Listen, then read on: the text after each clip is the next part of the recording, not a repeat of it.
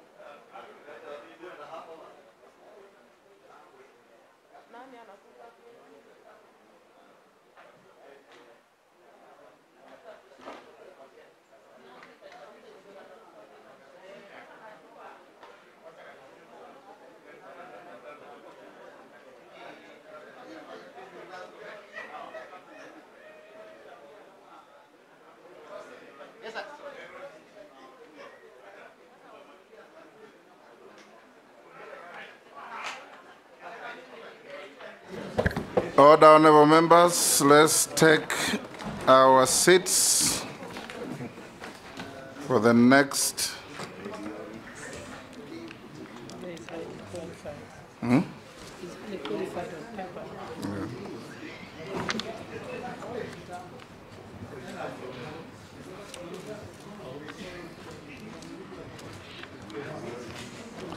Bring the nominee.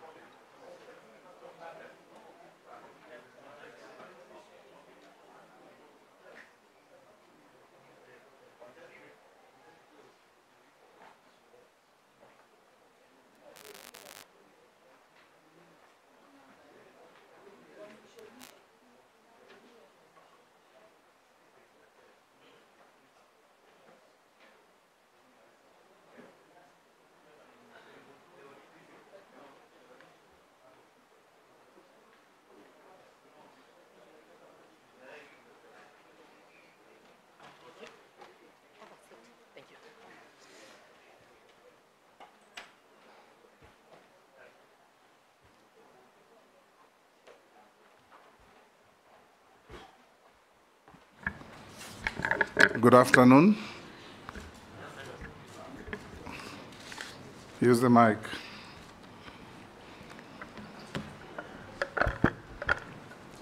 Good afternoon. Good afternoon, Speaker, sir. You are Mr. Eric Murithi Muuga. Yes, How sir. do you pronounce the last name? Muuga or Muuga?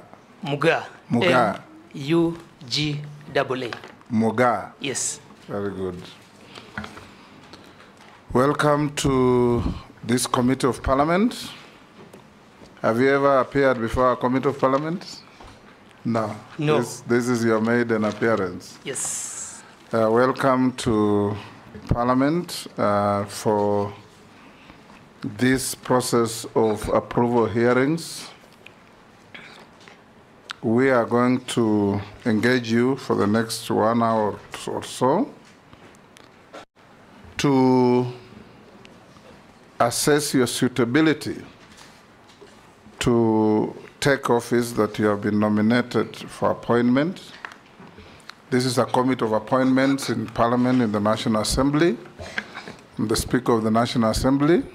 I'm the chairman of the committee. On my right is the distinguished Deputy Speaker, Honorable Gladys Boss. The left is Mr. Ndombi. He is one of our deputy clerks.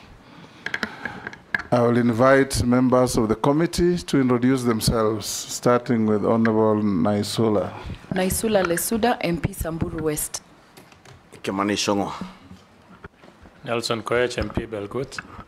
And I'm David Kosing, MP Poko South. Gikaria David, Nakuru Town East. Emase Mary, Teso South. George Gitonga Murugara, Tharaka. Owen Baya, Kilifi North. Robert Mbui, Kadhiani. Stephen Mule, MP Matungulu. Rehab Mukami, Nyeri County. And I'm Caleb Amisi. Yeah, Caleb Amisi, Saboti.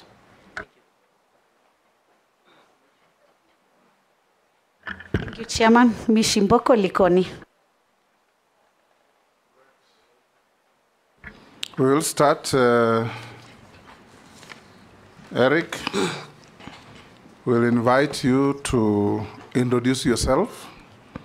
Tell us your name, your educational background, your work experience, your competences,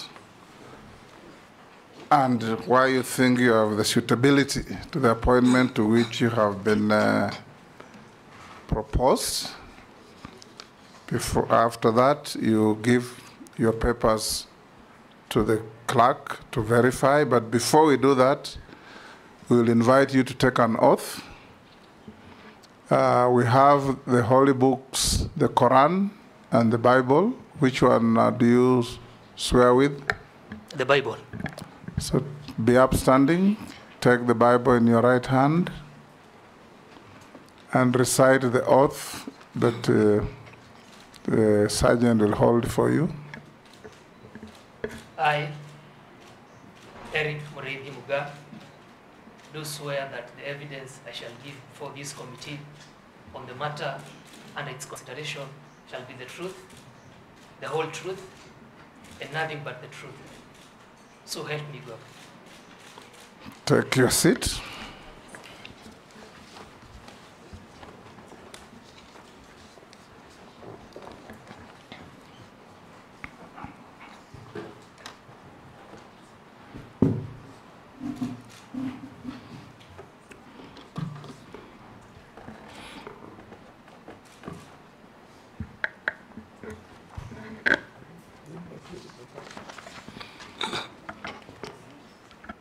You've given her your papers to bring to the clerk. He will cross-check with what we have to see if they correspond. So start by introducing yourself, your name, your educational background, your work experience, and your competences. Thank you, Mr. Speaker, sir, and the Committee on Appointments.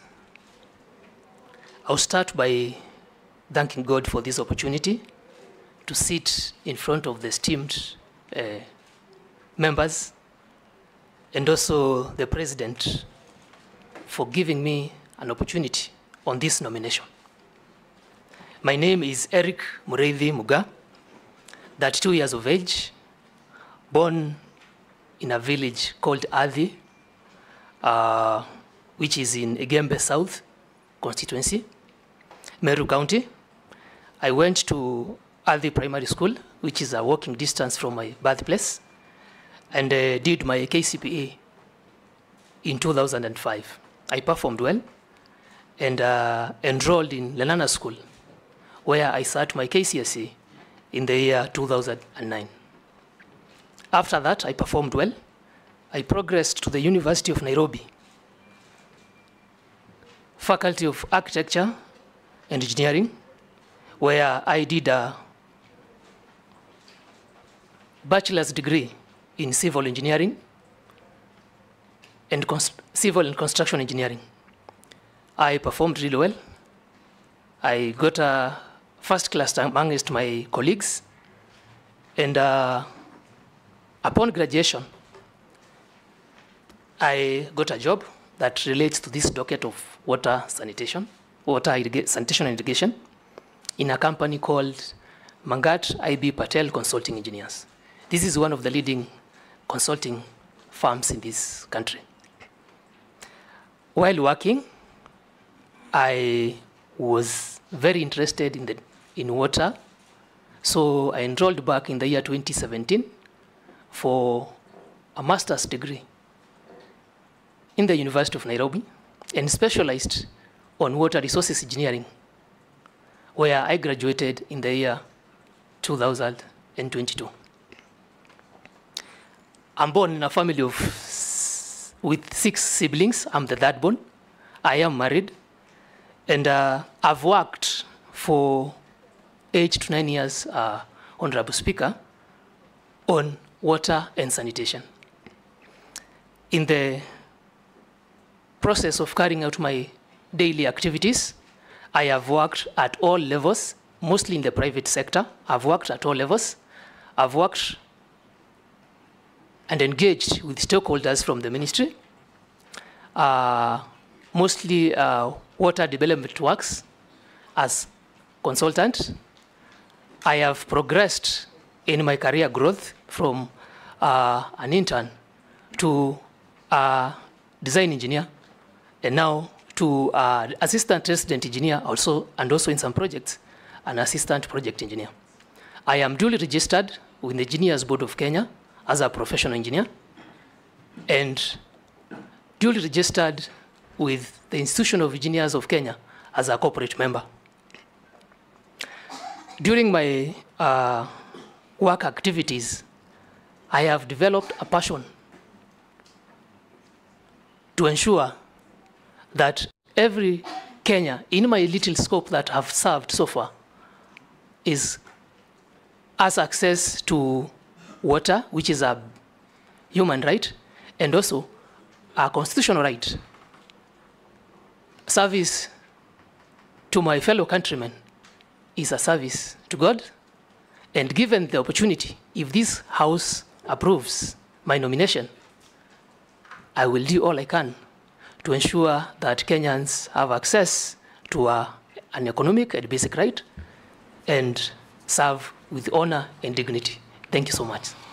Thank you, Eric. I'll now invite members to ask you some questions, and I expect you to answer the questions clearly, precisely, and concisely.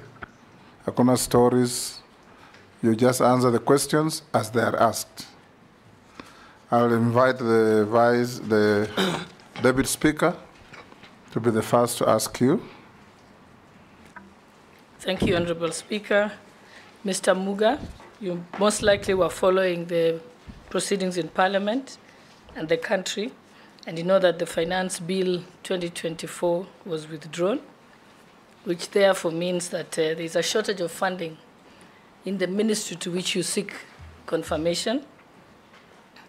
So that I would like to hear your ideas on the alternatives. For example, since the majority of farmers are small-scale holders, leveraging on the use of water pans and harvesting during the rainy season for use for the rest of the year. We know that places like Yatta only get 2 days of rain a year, but they have water pans and are producing food the whole year. So we want to see how you can leverage on that. So the higher percentage of will be water pans as opposed to big dams, which you don't have money for now. And also, how will you leverage on the public-private partnerships to be able to fund the water sector in the light of shortage of funding? Thank you.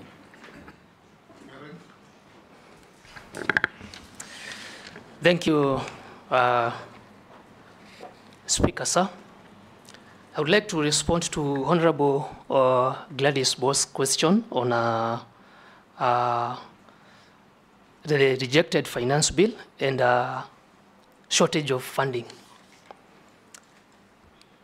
The Ministry of Water, Sanitation and Irrigation has 2 state departments, the State Department of Irrigation, State Department of Water and Sanitation.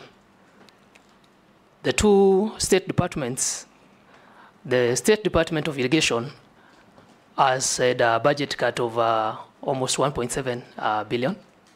The State Department of Irrigation and Sanitation and Water has had a budget cut of 2.7 billion. That means we can't really develop large-scale dams, as you have correctly stated, and we need to raise funds. Raising funds, as one of the ways you've suggested, as you've mentioned, is the PPPs, public-private partnerships, that we package our projects in such a way that we attract public interest in our projects, but also ensure that the partnerships do not exploit the end user. The end user is the consumer. This, in the ministry, we have WASREB, Water Services Regulatory Board, and this will ensure that consumers who are the final end users of these services that the ministry seeks to offer will be served at the right tariffs. WASREB is responsible for the tariffs. On water pans is not a long-term solution to our water problems, especially in the areas you've mentioned of Yatta, etc. But they are relatively inexpensive compared to dams. To develop large-scale dams, that's where we will need the leverage of PPPs. And in this case, I will work with the Directorate of PPPs and the Exchequer, the National Treasury, to ensure that Kenyans get value for money. Thank you. Majority Leader. Thank you, Honorable Speaker. Indeed, Eric has preempted my question because I wanted to ask him about how he can leverage on PPPs, but since you have answered that, I don't know if you are to explore the possibility of using PPPs for the large-scale dams. Do you, in your opinion, think there is also an opportunity to leverage on the development of dams together with using those dams for agriculture and leasing land for large-scale farming, where you can get investors who will want to lease land for large-scale farming and at the same time develop the dams for use in the irrigation projects, and the same dams can be used to provide water, as you said, to end users at a rate that will not exploit the Kenyan consumers of water. Two, I have seen you have had quite some experience with in the area of sanitation, especially your work with the Nairobi River Sewerage Project. and one of your state departments, if approved, will deal with sanitation matters. How do you intend to deal with the issue of pollution? Working again together with the Ministry of Environment. Do you see any opportunities around that space? Thank you, Yes. Speaker. Eric? Thank you, Mr. Speaker, sir. In response to the question from Ichung'wah, Honorable Ichung'wah, it is true that to develop large-scale dams, we will need external funding that the government at the moment, due to austerity measures, cannot sustain. These large-scale dams, Honorable Ichung'wah, through the chairperson or the speaker, are multi-purpose dams. They not only provide water for domestic use, which is basic, they also provide water for irrigation. Irrigation is a key component in sustaining and developing climate resilience amongst arid and semi-arid areas. The concept Honorable Ichung'wah, through the speaker, has raised is viable. That if we develop a dam, a large-scale dam, in an arid and semi-arid area, it is prudent to also have a PPP to lease land for irrigation so that we have value for money for our large investments. It would be utterly wrong, if approved by this House, if I don't explore that option. Water is a human right, and also water is intertwined with food security. So on irrigation, Honorable Ichung'wah, through the speaker, that is correct. That's correct. Could you tell us, since you've worked in the water sector, do you have any success? Do you know of any success stories where the dams, large-scale dams, have been built using the PPP method? Thank you for your question, Honorable Boss, through the speaker. There are case studies. I haven't done any of them, but there are many case studies where actually in the development of concept notes for these PPPs, irrigation is a key component so that during financial feasibility, when doing a dam, we expect benefits, apart from indirect benefits of such as microclimates that develop within the region. The piece that comes with avoidance of animal, livestock, and people conflicts due to drought and famine. Some benefits, key benefits that are considered are domestic water, irrigation, very key for production of food, and hydropower. Thank you. Small follow-up on that, because of those issues of PPP CS nominee. You cut the image of a young person, very professional, a good scholar, and that of a clean slate. You'll be getting into a space in the public sector that over the years has been marred by corruption. I see you shaking your head.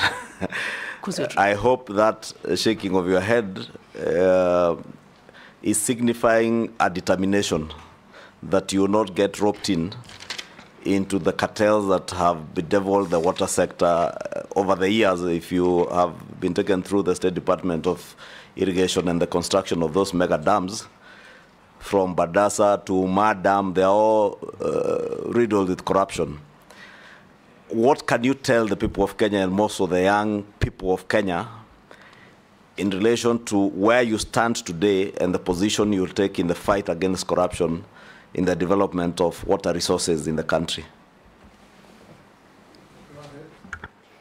Thank you, Speaker. In response to Honorable Ichungu's question on the fact that I am about to face carcels and corruption, I will put my stand public. I have diligently served in my previous positions. I have held transparency, accountability, and my firm stand on corruption is, as you've said, I come as a clean slate. I'm not beholden to anyone. I am not shackled or tethered to anyone. And I think this is my personal opinion. Corruption is a cancer in the society. We have to root it out one way or the other.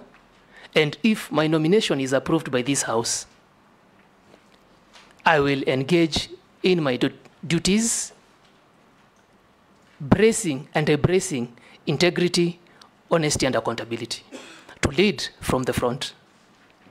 And if there are couplets, and I would expect the same from state officers under my mandate in the ministry.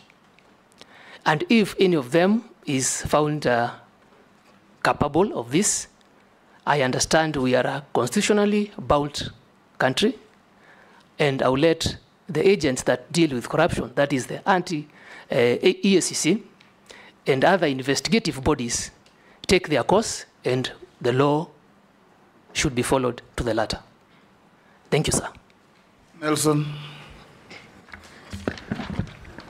You come into the cabinet as the face of the young people.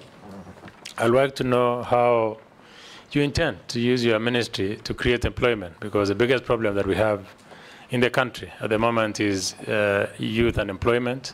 I want to hear that. And what innovations will you be proposing in the cabinet to make sure that the young people of this country have opportunities to be employed? Go ahead. Thank you, Speaker, sir. I would like to respond to Honorable Nelson on youth employment.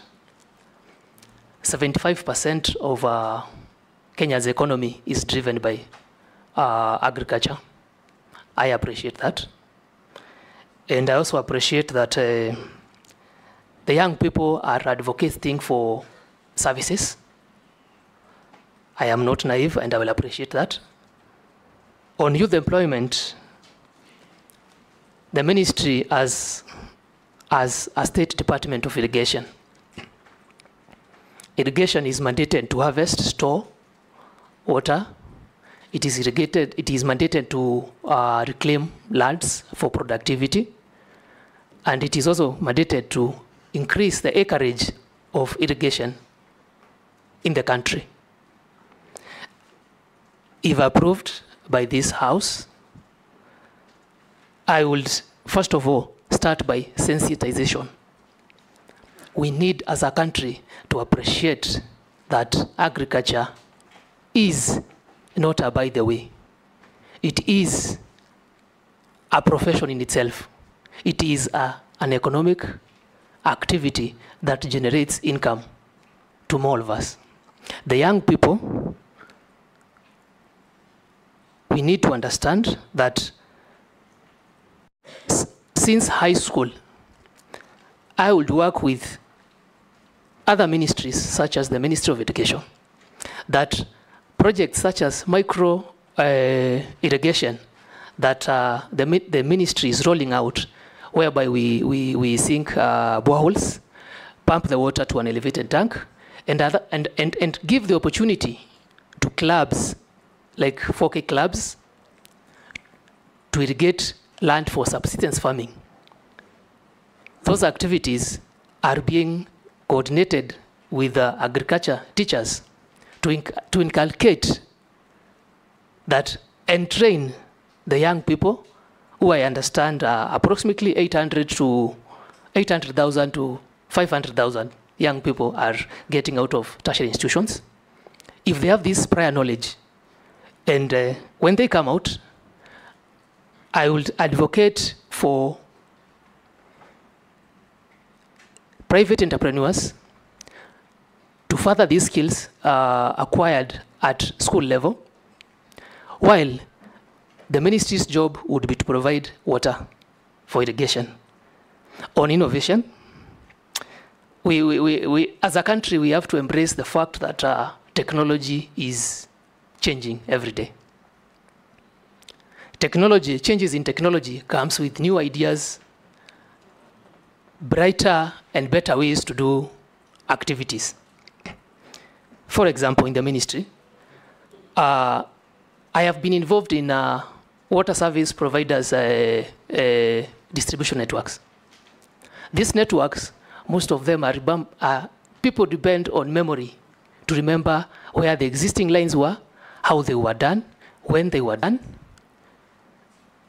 So I would encourage innovation in activities such as modeling, which will empower and employ young people in these water service providers to forego and to eliminate dependence on people's memory. Technicians depend on memory to tell you where the pipeline is. Smart meters in these WSPs, where these meters are GSM enabled, creating more opportunities for the youth.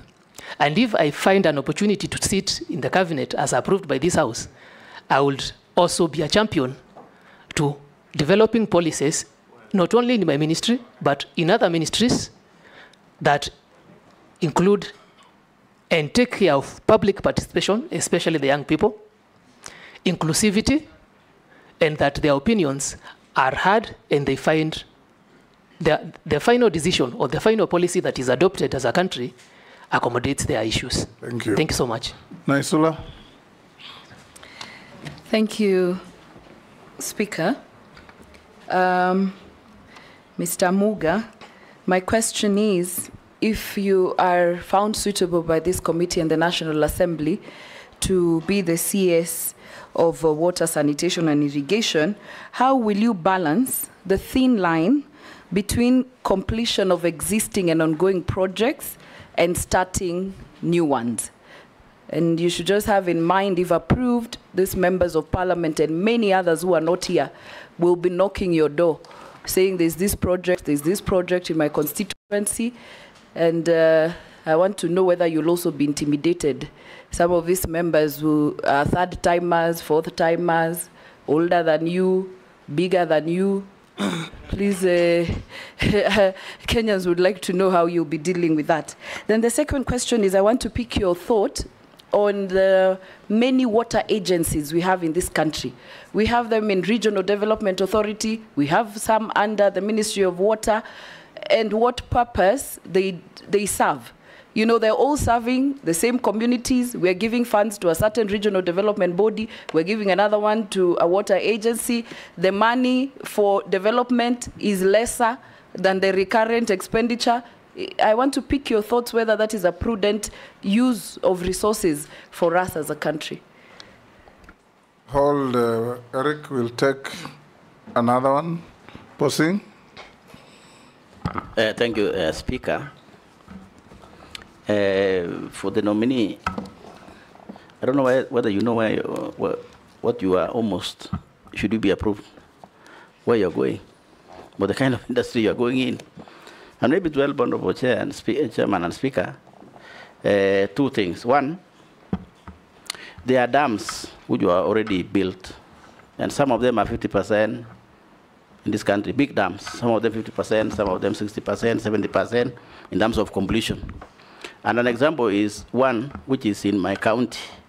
As an example, there are many in this country, but I'll give you one example, which is Muruny Dam, which costed about like 10 billion Kenya money, but it's not complete.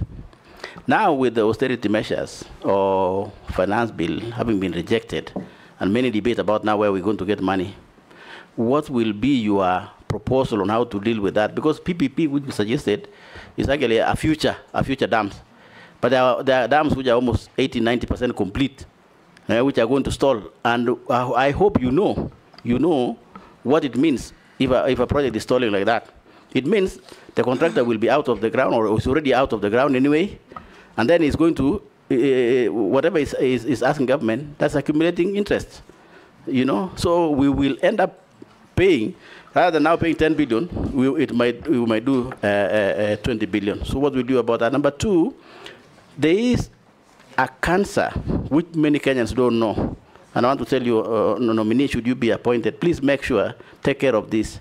From audit perspective, we have realized that as a country, there are again so many dams which were built using loans, right, from outside this country, from developing agencies or developing banks and so on.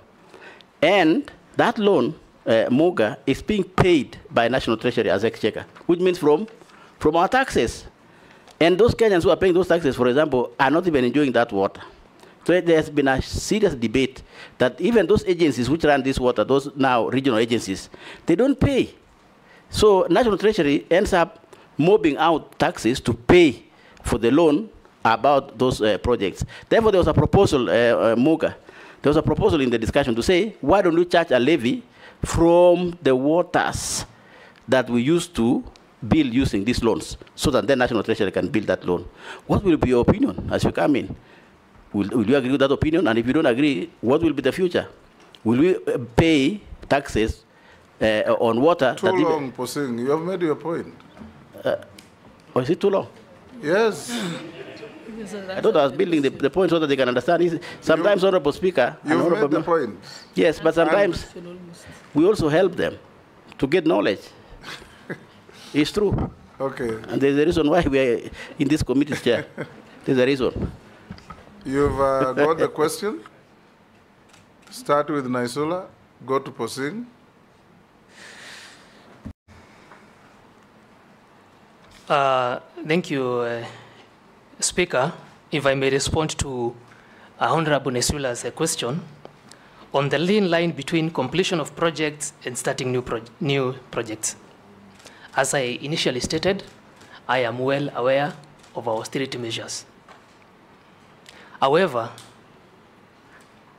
projects that have been started have already, Kenyans and the taxpayer has already sunk money in these projects.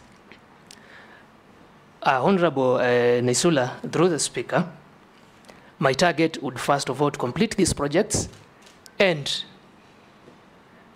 ensure that Kenyans get value for their money. How do they get value for their money? Through connections. The only proof that we are truly working as a country towards achievement of Vision 2030 of 100% water connectivity is by completing the projects and actually having connections to Kenyans. I agree it's a thin line between, because the House members may want new projects in their areas. And I would like to be reasonable. And we'll ask the Speaker, the same matter might come to your House again, to protect me, because members, Kenyans have already spent money on old projects that are not helping anyone. Unless we complete this, then we'll have a chain of incomplete projects throughout the country. And the Vision 2030, and well aware that water is one of the SDGs, Sustainable Development Goals, we will not achieve that by 2030. The second question from Honorable Naisula through the Speaker was on my thoughts on the many water agencies we have in this country. Our constitution is very clear, and the Water Act 2016, on the establishment of institutions that are required to man and manage the water affairs of the country. In case there is need to review this, I will be open to advisement through, of course, consultation, because I'm a team player, and wide research to see whether we can channel that to a centralized system that is easier to monitor and save the recurrent expenditure that Honorable Naisula is worried about. Will members intimidate you? If I may answer the question, Honorable Speaker, I think don't look at the size and and think you can easily intimidate me. So I'm comfortable in my shoes. I think I have proven that for many years that I've lived. Thank you. Or, want to answer? Honorable Kosing, through the Speaker, I would like to make it clear that I'm well aware of his dam. He has been vocal about this for many sessions in the House and in the previous, my predecessor, who was vetted on nominee on water. And I understand that his dam is approximately 50% complete. He has stated that almost 10 billion Kenya shillings have been sunk into the project. And now we are facing austerity measures, and this dam was not one of the PPP projects. And I'm also aware, as he said, of the costs that incur when a contractor stops work, claims that come, that are expensive to the exchequer. I would like to promise Honorable Kosing, if this House approves me, maybe I'll take him exactly to his dam, as I discuss and get facts on exactly the status of that dam, and not only that dam, or other dams that are being financed by the national government, the exchequer, prepare a report on the same, and if our finances are not adequate, I will come to this House again and table my case to ensure that we don't have hanging projects, as I said.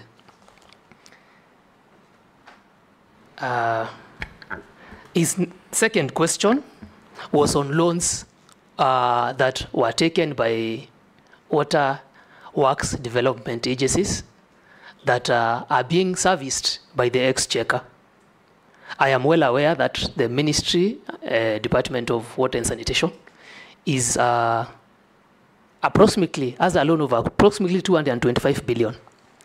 This came up in the sense that projects were done, and water being a devolved function, these projects were handed over to county governments through water service providers. I have been in this industry with water service providers for a long time. Now, the status is the water service providers, most of them don't break even in their collection during billing. So there's no money remittance to the water development works that should trickle back to repayment of these loans. I can promise you, if this House approves my nomination, I will work to strengthen our water service providers' institutions. I understand, and I am well aware, it is a burden to the exchequer, and we will work to ensure that these water service providers reduce their non-debit water, increase their billing, increase their last mile connectivity. As I said, last mile connectivity is the activity or projects that bring value to Kenyans. And through that, when our institutions become semi-autonomous, we can generate enough revenue to help in payment of these loans. Otherwise, I will have to consult with the National Treasury and also the task force established by the President on debt restructuring. Thank you. Gikaria. Thank you very much, Chair. Nothing much on the questionnaire that you did fill in. You have indicated you are a director in JAFEC Limited Company. Does it deal in water and sanitation issues? If yes, then how are you going to address, as per bullet 26, the conflict of interest, potential conflict of interest? Thank you, Chair. Thank you, Speaker sir. If I can address the question from Honorable Gikaria, I understand the responsibilities of this office if approved by this honorable committee. And yes, JAFEC is a group of like-minded engineers, very bright, to be honest. And if approved by the this house, I will have to take a step back from that. Under the conflict of interest, as I said earlier, I have given my word that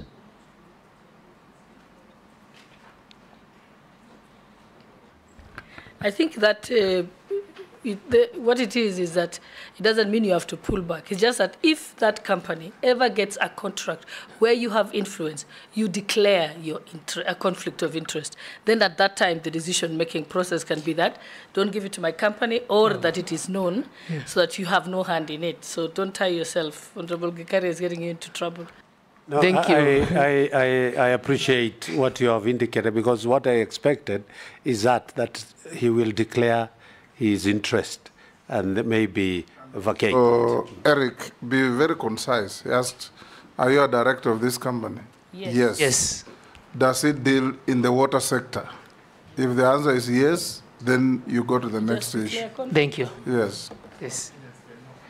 So to confirm, I'm a director in that company. The company deals in water, sanitation, buildings, etc. Okay. Robert Mbui, you'll pass. Owen? Looking at your CV, Mr. Muuga, our nominee, I see that you have done extensive work in Kilifi. Thank you very much for that kind of work. I'm a young person, not young really, but I want to ask you this question specifically, that you understand that environment. Water from Kilifi comes from Baricho. Baricho is on the lower side. For water to come to Mombasa, the water needs to go up. So this is one of the unique cases in Kenya where you have water has to go up instead of gravity. The cost of electricity there is exorbitant, is very, very high. And the people of the coast actually have issues with power that is used for production of water. Now, the water is a constitutional right, but the cost of producing that water is very, very high, and therefore leading to high electricity bills with Kenya Power, and sometimes water is disconnected because of very high.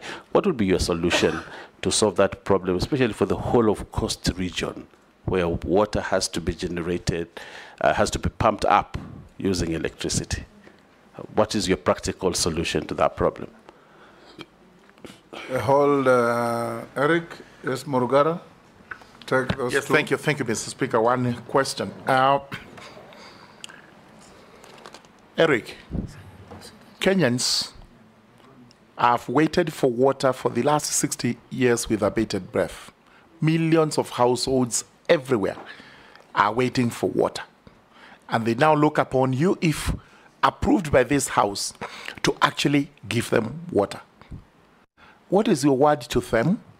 And what should be their expectation from you as a young, qualified engineer in water, on whom they will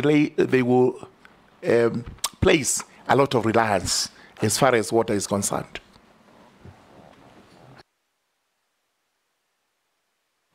Thank you, Speaker. In response to Honorable Owen's question, first of all, I will acknowledge that I've even met you. I've worked extensively in the water distribution network in Kilifi. And the challenge is you get water from Baricho, well fields, where water is pumped to Gutatu in North Mainland. This is in Mombasa. And that is a long stretch. Unfortunately, the coast region is relatively flat. So flow by gravity becomes a little bit a challenge. But your solution is in Mwache Dam, which is being built in Kwale.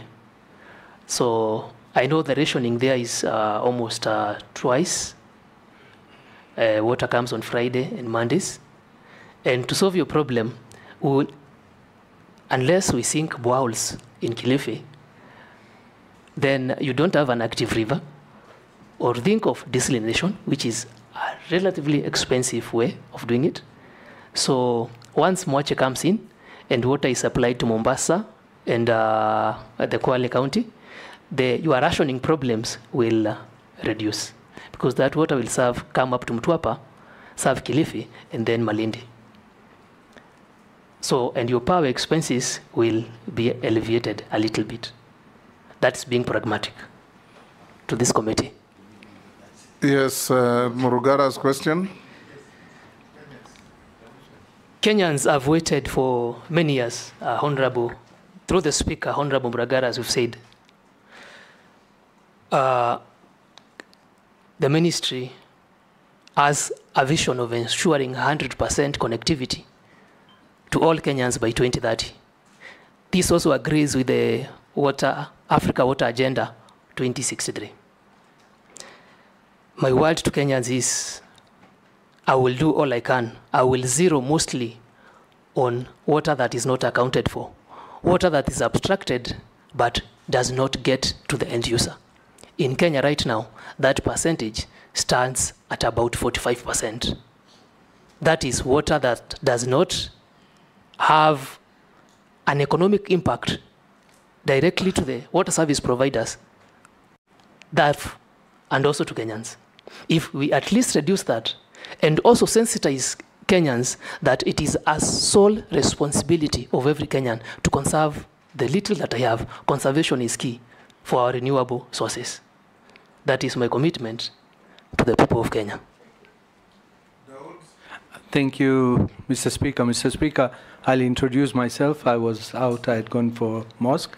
My name is Abdul Rahim Dawood, MP for Nominee, and I probably, Engineer Muuga was born in the same hospital I was born in Maua General Hospital. But I will ask my question. At different times. At different times, yes. A span of more than 25, 30 years.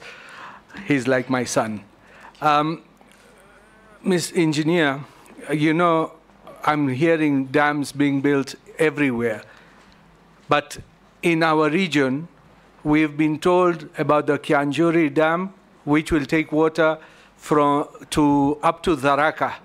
Not just Meru County, it will go up to Tharaka, maybe even Embu.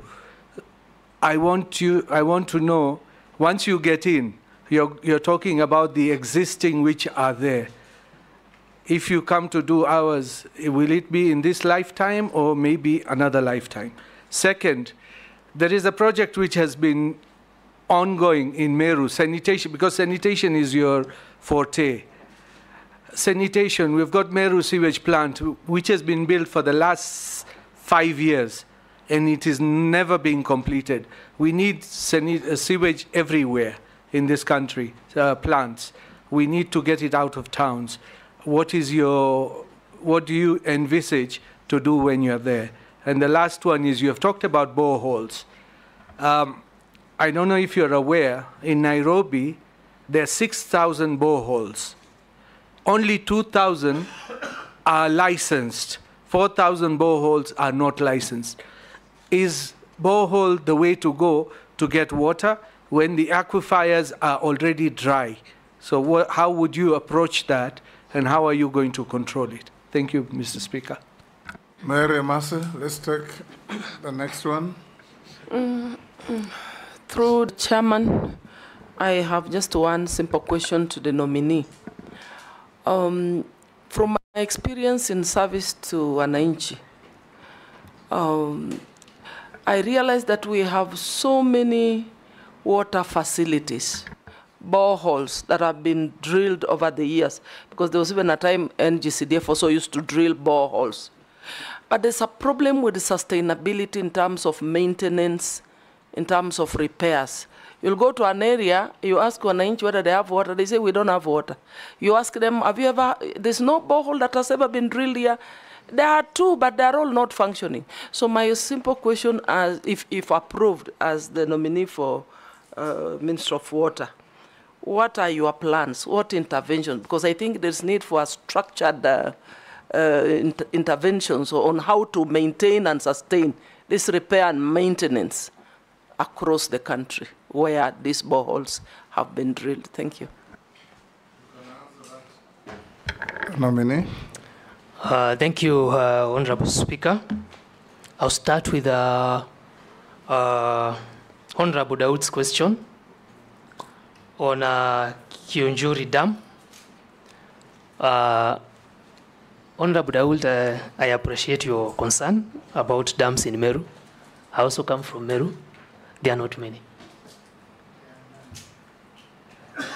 In this regard, as you've correctly pointed that my target would be first to complete the ongoing projects, I will look at, we have a Kenya National Water Master Plan.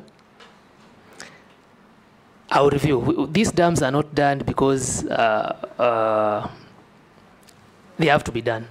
They are done on need basis. So if there are regions that are more deserving, in the spirit of integrity, we will do the right thing. And as you said, point of order. Yes. Point of order, Speaker. Yes, Daud. The nominee, although he comes from my county, and he's aware of, maybe he's lived out of Meru for long, and he says they will prioritize where there is a need. Honorable Murugara's constituency and his county, there is a big need. Even in my constituency, there is a big need. So let us not be put in the ones who are satisfied. We are not satisfied. Go ahead. Thank you for that, Honorable Daud. I'm not saying that you are satisfied. Let me clarify myself through the chair, through the speaker. I'm well aware of regions in Meru, like Tharaka, and I am well aware the president the other day commissioned a Dochi dam. Yes, it's someplace in Tharaka. Yes, yes. So, if we look at the master plan, the national water master plan, and which I have not, I've lived in Meru my entire life, first of all, to clarify that. So I am not a stranger to those lands, and even Honorable Muragara's region. All I can promise you is that we will look at the needs of Kenyans and also serve them on need basis. If your region is truly deserving of that, Honorable Muragara and Honorable Daud, your time shall come. The next question was sanitation in Meru. I am aware of that project that has taken long to be completed. I don't have the details right now, but I can assure Honorable Daud that I'll find out and get back to you. Through the chair, the speaker, Honorable Emase, your question was on sustainability of operations and maintenance. I would like to pronounce myself that operations and maintenance is mostly the responsibility of the WSP, unless you have privately owned facilities. For this to happen, it's a revenue problem. I have pronounced myself before this honorable committee that I am targeting to reduce non-revenue water from a bigger percentage, which is currently at 45, and bring it to less than 20, to allow the WSPs have adequate revenue to undertake operations and maintenance. Secondly, uptake of technology will play a vital role through the speaker in ensuring that operations and maintenance are minimized in such that if all our water facilities are well mapped in a centralized program, part of the innovation I was talking about, it is easier to pinpoint the year when they were built and to pinpoint when their time comes for repairs and maintenance. I hope I address your question, Honorable Mase. There was a question, Honorable Speaker, by Honorable Daud on boreholes in Nairobi, where you noted there was an article circulating that talked of 6,000 boreholes in Nairobi, and there's a possibility of Nairobi taps running dry. I am aware that regulation of sinking boreholes and approvals are given by the Water Resources Authority. However, the Water Resources Authority, and like most of our government institutions, are underfunded, and the resources in terms of personnel is minimal. My solution to this problem is, first of all, empower our institutions with the right resources, with the right personnel, and with people of merit. Meritocracy should be a key conversation in the ministry. Secondly, our boreholes could also be running dry because of their close proximity. There are provisions in design on the distance in between one borehole to the other because of recharge time.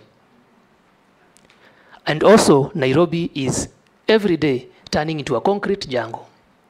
I will work in partnership with departments of planning in the county government and have something we call detention and retention ponds, to the point that when it rains, the water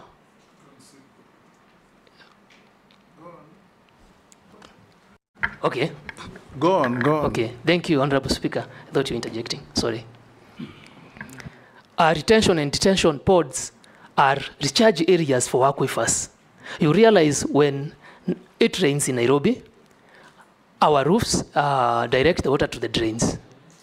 And the water flows very fast past at the river, and it's gone. There's no seepage. So detention and detention dams are some of the ideas I would like to bring to the ministry, whereby, working in conjunction with county governments, we have parks specifically to hold that runoff. In fact, Eric, under Schedule 4 of the Constitution, you are empowered to formulate policy for the country for protection of water, securing sufficient residual water, hydraulic engineering, and the safety of dams. So you have a duty even to guide counties. What Daudi is saying is true. In Nairobi, boreholes some are even 50 meters apart, if even less, everywhere.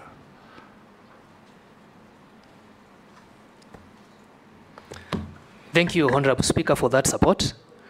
And Honorable Daud, this is not a theory. I have been to Israel to benchmark on the same. So this can happen. Amisi? Thank you, Mr. Speaker.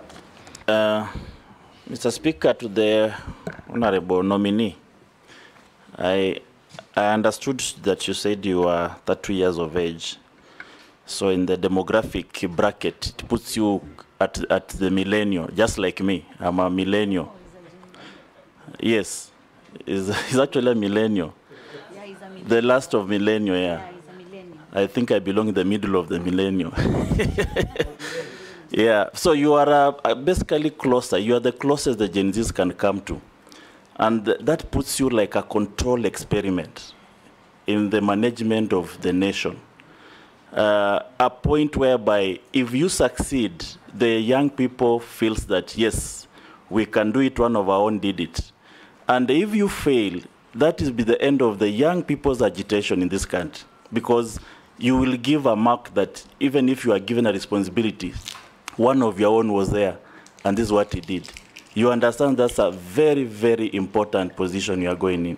And that marks my question that what is this managerial experience that you bring to the ministry that you are going in? Then secondly, there is a drought problem in this country, and the water harvesting has been suggested as one of the ways of combating, just to mitigate the effects of drought on the supply of water, and especially to schools, because you see members of parliament running helter-skelter in town looking for water from all the ministries and parastatals. It's basically the problems of water in schools. How do you intend to mitigate the drought area and the supply of water to schools across the country? I want you to juxtapose that one with the presence of Lotikipi. There is a Lotikipi aquifer that can supply, it has been found out that it can actually supply underground water for 70 years to this country. How do you plan to utilize that? Thank you. Hold, Eric. Mukami has nothing. Mishi? And Honorable Speaker, yes, just as to say that these questions were actually sent to me by Gen Zs. Mishi? Yeah, thank you, Honorable Chairman. Honorable Chairman, my question is to the nominee on how he's going to navigate complex geopolitical dynamics to forge equitable agreement on shared water resources. I'm citing some areas, like for instance, in the coast region, we have the Mwache Dam, we have the Marere Spring, which is shared between Mombasa County and Kwale County, and there have been some rift, or rather some conflicts. I'm also looking on the Mzima Spring in Taita Taveta, which is also be shared by Mombasa County and also Taita Taveta County. And most of the time there are some issues, and that is why you have seen, we have not realized the Mzima Spring too, because they are undercurrent politics. So how are you going to navigate on this issue so that there is harmony and there is assurance of having access to water to our Kenyans? My other question is, right now, currently, agricultural productivity is not matching with our growing population, resulting in higher dependence on food imports. And one of the reasons is that we are still on dependence on rain-fed agriculture. So what kind of interventions are you going to do to ensure that, at least as Kenyans, we have food sufficiency? Lastly, are you still believing that the Kenya Kwanza government is going to realize one of the key pillars on building of 1,000 dams? And what is the status right now? How many dams have you realized right now? I thank you. Yes, Maridi, tell us what you know and avoid what you don't. Yes. Thank you, Honorable Speaker. I'll start with the question from Hamisi, who said he's a late mid-millennial. And he's talking about this being a control experiment. I will put it to this House that I could be young of age, but I truly understand the responsibilities on my shoulders. You already said that. Go on. Just clarifying myself to him. Secondly, the drought problem in schools. Some aquifer somewhere.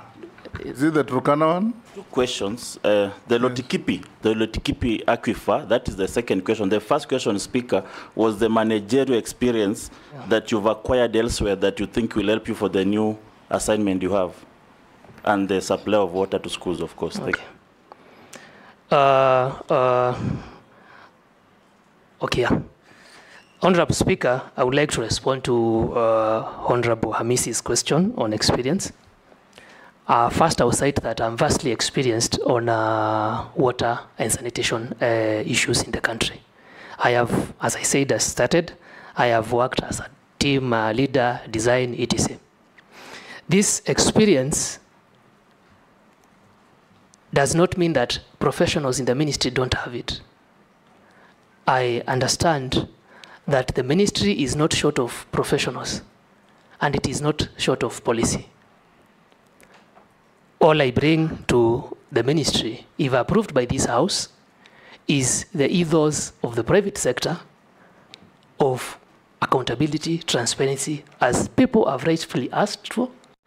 And also, I'm a wide consultative person, teamwork. I'm quick study, and I have worked at different stakeholders, down, as I said, from water service providers to water works development agencies. On the question of drought, I will submit to this House that it is unfortunate we have the same thing happening year in, year out. I would like to be a change to that if approved by this House, because I don't believe in active maintenance. I believe in proactive.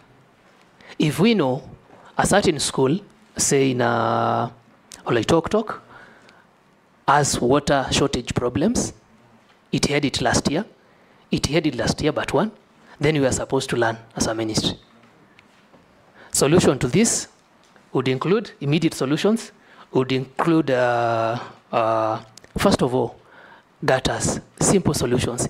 Before we quantum leap, we have to start from the basics. Install gutters in all our primary schools and provide them with tanks to start with. This is taking into account the fact that the population of schools, that water might not be enough. Then the next immediate solution would be, can these people have a borehole that serves the school and the community at large? And then the long-term problem solution, the medium-term solution would be within a region that experiences drought and water scarcity. Why don't we have a water pan, and that water is shared among schools during dry periods? The long-term solution is what I talked of. Our only solution is having large storage dams. Right now, our water storage starts at about 103 meter cubic per capita. The target is to achieve above 1,000 meter cubic per capita in the long run. The presence of Lotikipi Aquifer that you have mentioned of, I know, if approved by this House, the ministry has one of the ministry departments deals with groundwater. Groundwater is in form of aquifers, as you have rightly pointed. So, if this is true, I don't know where you got your data from. The Gen Z who is asking that question. I would like him to provide research, because I believe in research and proper mapping. Then this would have been a game saver, a game changer in those regions. So, but I promise I will work with the department responsible for groundwater harvesting and storage and find out these facts and table it to the members for discussion. Thank you so much, sir.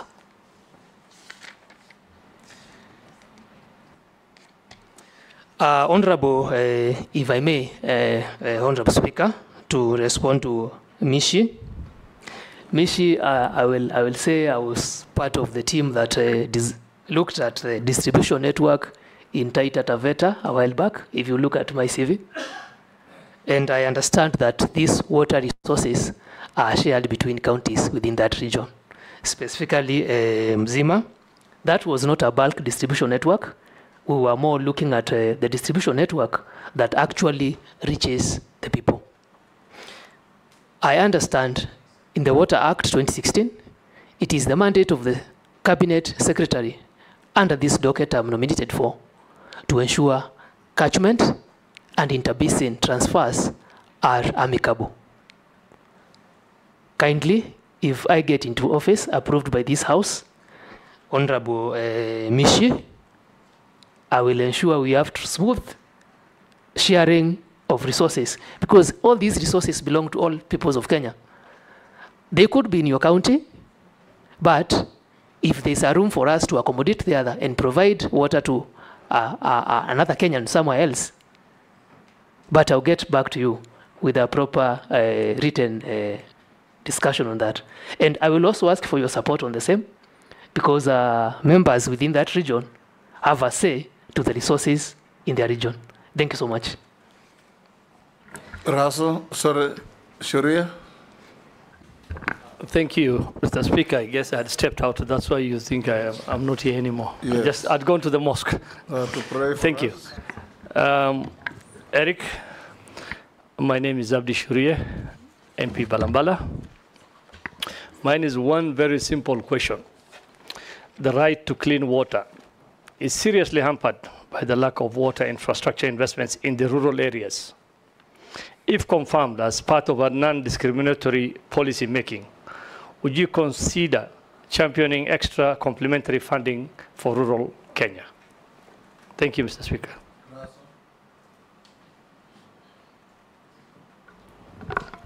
Thank you very much, Honorable Speaker. Eric, my name is Dido Raso. I'm the MP for Saku. Saku is in Marsabit. Devolved function. As I walked in, you say water is a devolved function. If this House approves your nomination, you'll sit at the top, that you'll be the man in charge of water in this land. Then there's no water in Marsabit. Will it not disturb you? Secondly, you went for some training in Israel. It doesn't rain in Israel, and there's no flowing water. But the Israelis have piped water. And I think the only water that is evacuated to Israel is from the Nile, from the Egyptians. Egypt, there's no rain in Egypt, maybe once in a blue moon. They live on the Nile, and every household or every house constructed in Egypt actually experiences running water. So when you look at Igembe or even Marsabit, people still draw water from earth dams, or what in the old colloquial we call ponds. What is coming into your mind that if you are given this job, that every Kenyan, wherever they are likely to get some water, maybe some clean water? Finally,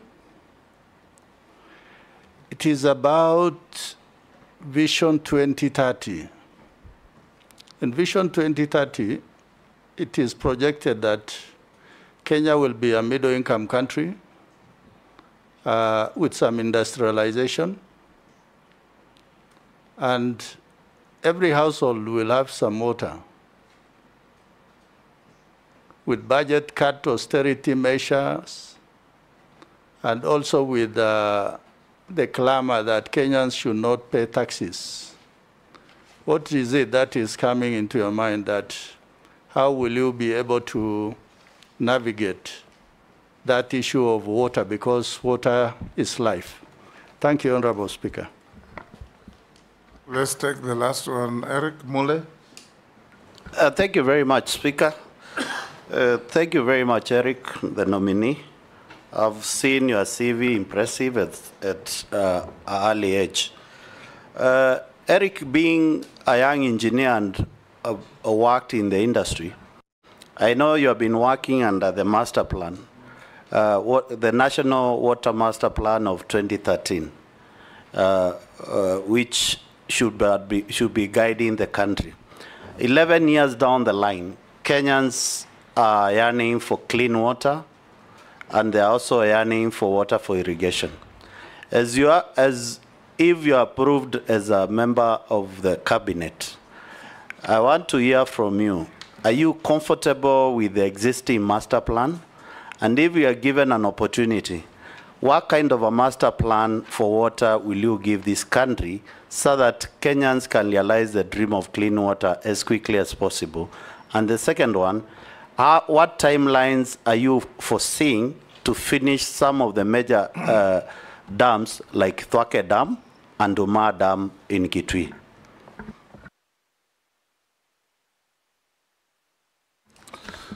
Answer those from Shurie, Raso, and Honorable Mule. Thank you, Honorable Speaker. I would like to start with a question from Abdi Sharil on water infrastructure in rural areas. And the funding, whether I would invest more on rural areas.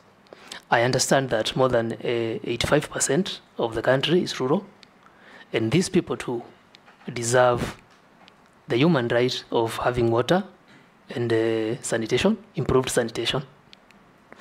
And to do that, we have to leverage now, because of austerity measures, on other development partners. I'm sorry, I think you were not there when I explained this to Honorable Ichungwa and Desuda. We have to package I'll repeat, we have to package our projects in such a way that they're attractive to private investors to start with. Water service providers, I don't know where you come from, the region, the name of the water service provider. I come from Garissa. What is the name of your water service provider? The city, the company that provides water. I come from a rural constituency, so which I do not have. But if you want this Garissa water, yes, thank you. But they don't serve my constituency. Yeah. So the county government has the responsibility of last mile connectivity. And to do this, the county government sets up water service providers. Water service providers actually do the actual connections, the last mile connection. So if you're not covered, I can work in synergy with your county government and understand why the water service provider does not cover your region. Secondly, on funding, those water service providers don't actually, so most of them don't break even in matters billing and the expenses O&M, operations and maintenance. To solve this problem, we would have to have the right personnel, invest, as I said, on smart meters, minimize non-revenue water, have these water service providers function as semi-autonomous bodies so that they can also attract funding, because the point here is source for funding. Secondly, we can package a project in your rural areas and pitch to international developers, our development partners. I'm talking about World Bank, African Development Bank, to ensure the Vision 2030 of every Kenyan, especially in rural areas, has access to clean, sustainable, and in adequate quantities water. The question from Honorable Russo, if I may answer this through the speaker. Russo, sorry, my apologies, Honorable. Russo, if I may answer this through the speaker, that water is a devolved function. And your question was, how do I feel that Marsabit don't have water? I am sad, sir. To be honest, I am sad. As you said, that is how I feel. And it is very unfortunate to the people of Marsabit. I will tie this to the question on Israel. Israel is their available water resources, renewable water resources, they are not as endowed as we are as a country. It is unfortunate that 84% of our renewable water resources, Honorable Speaker, go to the ocean. When it rains, we have seen the devastating, the havoc caused by that water, loss of human life in regions just below your area. And that water is supposed to be, is God-given gift for us to be self-sustainable. To solve that problem, the immediate solution is what I talked about, water pans that are relatively inexpensive. But the long-term solution to that problem are the 100 PPP dams that we are trying to discuss, so that once it rains, we impound that water, have pipe networks to your people of Marsabit, and also enable them. I know Marsabit, some areas are irrigable, and some other areas are really fertile for agriculture.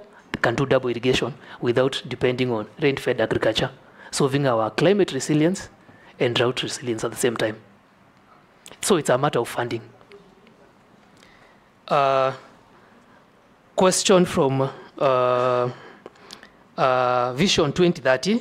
There was a question on Vision 2030 and austerity of measures and funding. I think I've covered that well. I answered your question on the water problems in Marsabit and long-term solutions.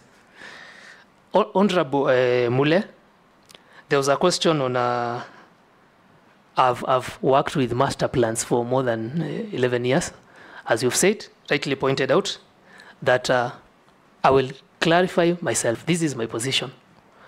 What a master plan is a blueprint. It is but a guide. It is not cast on stone.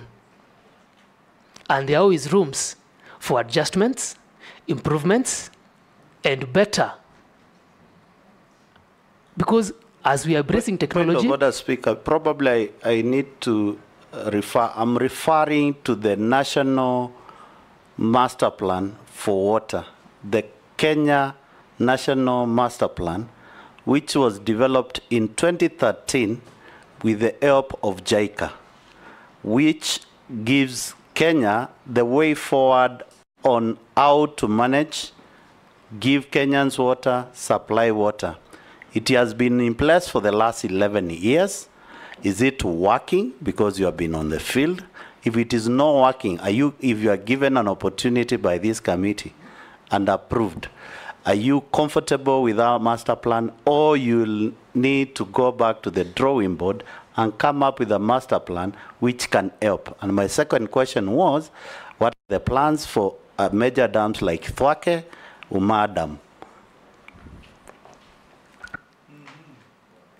Okay, if you know about them, answer. I want to respond on the... You are not a minister yet. Yeah, I know on the situation of the Kenya Water Master Plan. I've worked with it. The problem is not the master plan. The problem is the funding.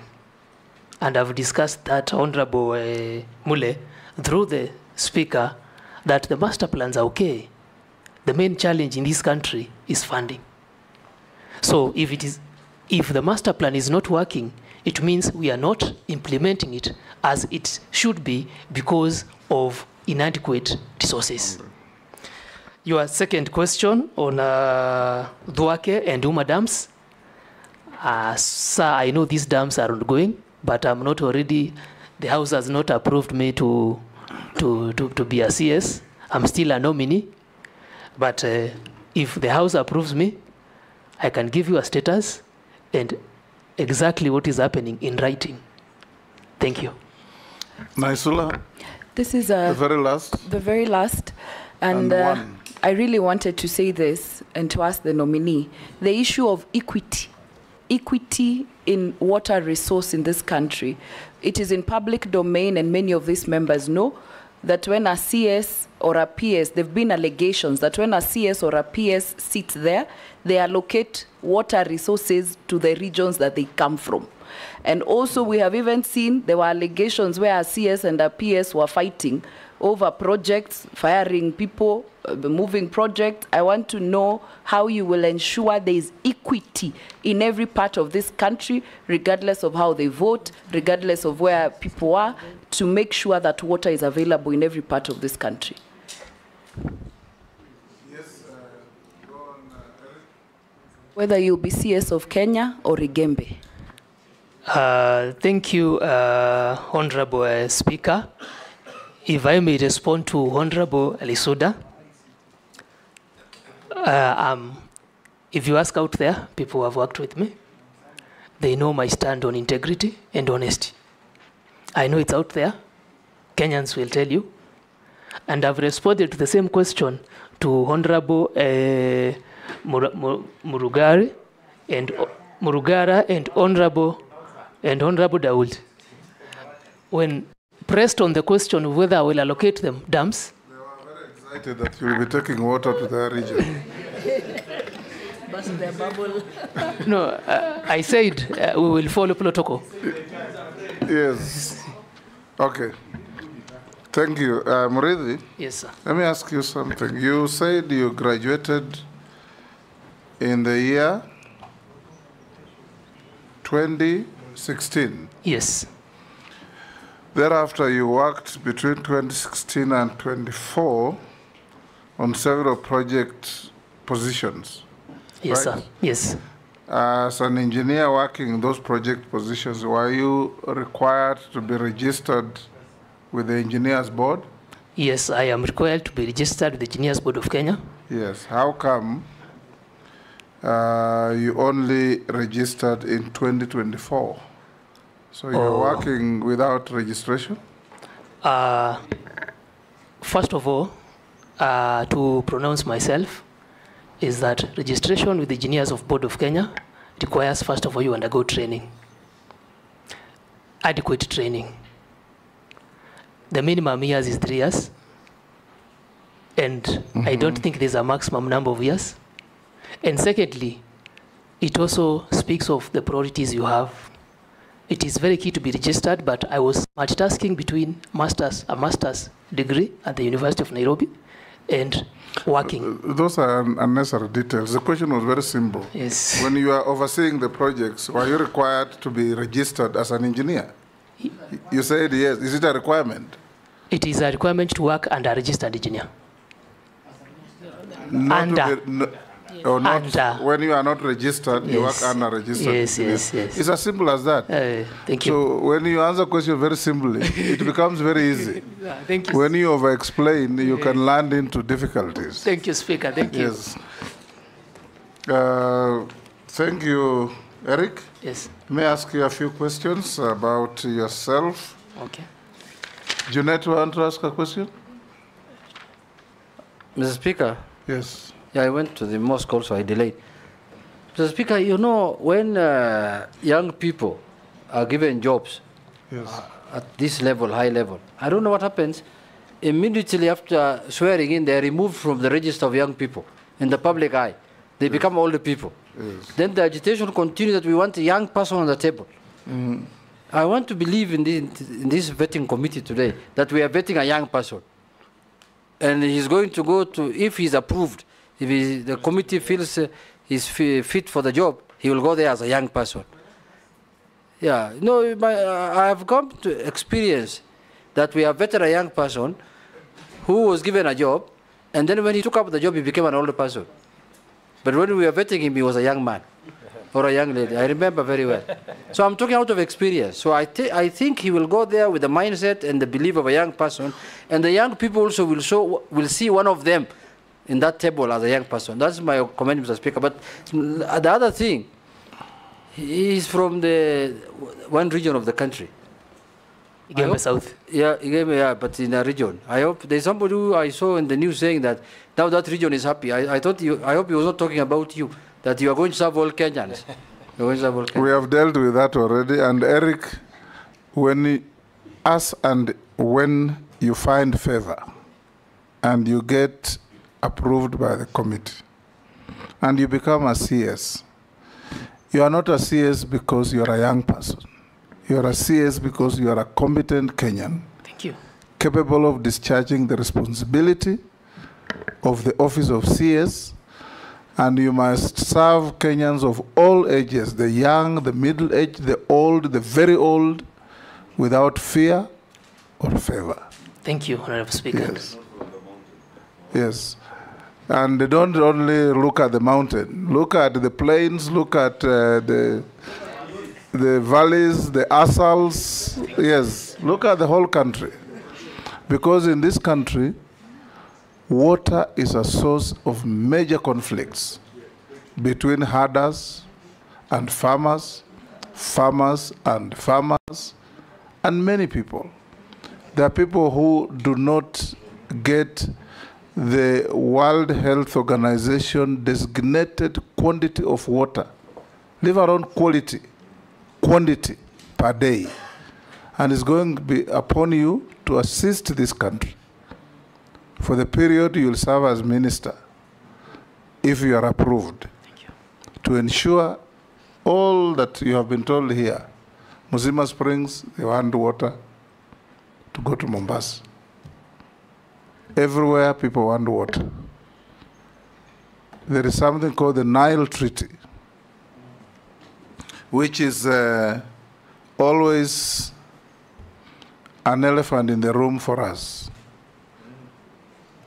75% of the waters of Lake Victoria come from Kenya. And that water exits through the Nile to Egypt.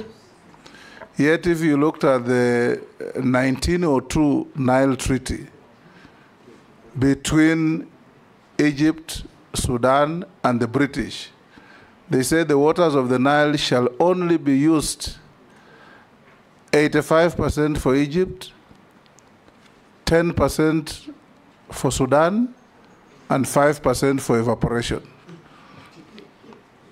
They didn't even care about the source of the water. The treaty has been amended twice, but is still on the table and causing a rumpus between Ethiopia and Egypt. And Kenya, that feeds the Nile, is also an interested party. So you should also look at that when you get to office. Chairman. Yes. To add on what you have said, the issue of Migingo Island also with Uganda. Yes. Yes, the waters of the lake. Yes, now, Eric, let me ask you, those were my comments. You just take them and go and see how to live with them. Thank you, Speaker, sir. Yes. I've even been to your village. So when you serve people, also go up to every village. Eric, have you ever been mentioned adversely in any investigations on matters of integrity? No, sir. No, sir. Good. Do you hold any position in any political party within Kenya? No, sir. What is your net worth in terms of personal wealth? My net worth is that 1 million Kenya shillings. That 1 million. What is it made of? You've done much better than your age mates. I come from a region that is engaged in farming. Yes. So I've invested in lands and planted crops, tea, if you've been to the region. Yes. Coffee, bananas, and other. Mira.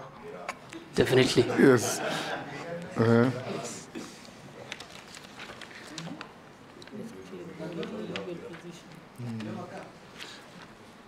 Okay, Eric, thank you very much. Yes. I was asking whether he has a car. Do you own a car? No. I have chosen to invest instead of buying a car to start with. Yes. If you are approved and appointed, and you get into the office, and tomorrow a major contractor in the water sector comes and offers you a car, will you take it? No. Mr. Speaker. Yes. His MP, Honorable Paul, when he entered Parliament, he as well did not have a car. But President Uhuru bought him a car and he yes, accepted but it. you see, if he is appointed as a CS, he will definitely be getting mortgage. I mean, Order, Dawood. The Speaker. There is no member of this committee who has had you to defend a nominee. We're just asking him questions. They are not meant to trick him in any situation.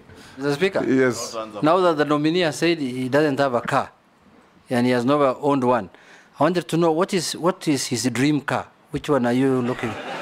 What's your dream? Which one are you dreaming that one day? Which one? Eric, don't answer that.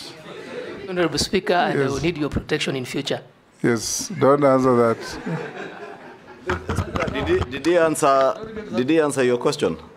Yes. If No, he was didn't. offered a car by a contractor in the water sector. He said no. Okay. You are going into a ministry like many others. You know, the service ministries, water, roads, and agriculture, and all this, health, they are infiltrated by mega cartels, literally mafia. And you must, as a young person, resist their approaches to you and fight them out of the ministry so that you run a clean ministry to help Kenyans. Thank you. Eric, we are done with you. We have looked at your papers against what we have. We find them okay. There was no memorandum from the public against you. We now release you to go back to your other engagements and wait to hear your fate from this committee at a later stage. Thank you, Speaker, and thank you, honorable members, for the engagement. I appreciate comments from all of you. And also, I would like to thank Kenyans who have been sending me messages of goodwill. And I hope that this committee rules in my favor. Have a good day, ladies and gentlemen. Thank you.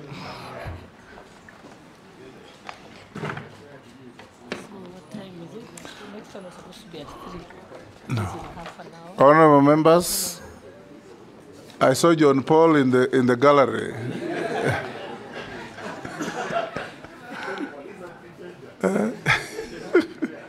Honorable members, you now break for lunch for 30 minutes. Lunch is also available to the media and everybody else here. 30 minutes, members, then we're back to take 2 more and we close.